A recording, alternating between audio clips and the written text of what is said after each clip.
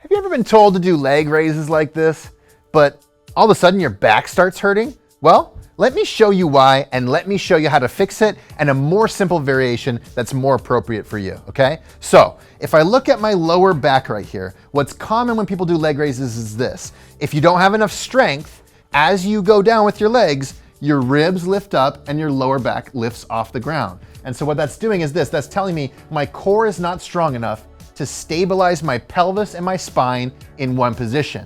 And so instead, my hip flexors are pulling on my lower back right here, literally pulling on the lower back, causing aches, pains, SI joint pain, etc. So if this happens to you while you're doing a leg raise, your lower back comes off the ground towards the bottom, then you don't have enough core strength yet, and you have to do something a little bit simpler, which I'll show you right now. So we'll start out like this.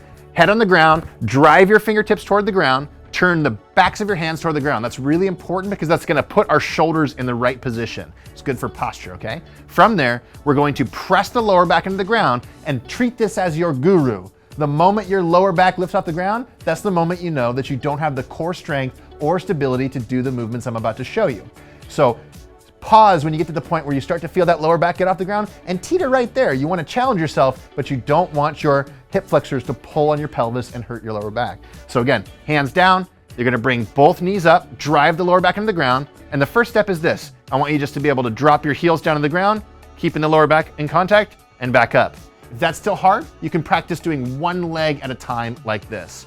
Now, if you can do 10 of these, where you're bringing your heels down and back up, driving the lower back into the ground, then go to a 90-degree angle with your knees, okay? Same thing, come down, back up, pressing that lower back into the ground the entire time. Then what you can do is go to about 135 degrees. At this point, you can also make a diamond with your hands, and you can stick that underneath your tailbone, which will help encourage your pelvis to stay in a better position. So 135 degrees, tap the heels down, come back up, again, lower back in contact with the ground. If you can do 10 of those, then we can move to straight leg raises and do it that way. So as you can see, there's a very simple progression and a very simple feedback loop that's involved in the leg raise.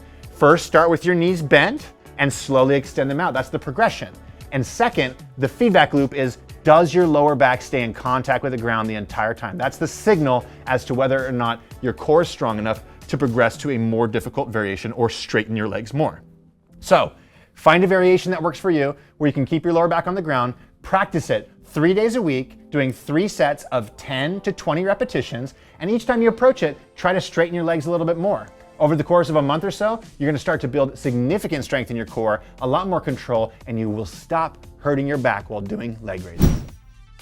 If you like the way that we describe movements in great detail, like showing you that you have to keep your lower back in contact with the ground in order to know how strong your core actually is, well, guess what? You're gonna love the workouts that we create for you over at WeShape. Now, this is a workout system that I co-founded where the goal was to make it feel like I was your personal trainer, picking the movements for you, making sure you're doing them right, and giving you the ability to scale the movements up or down in real time during your workouts to make sure every movement is a perfect fit for you.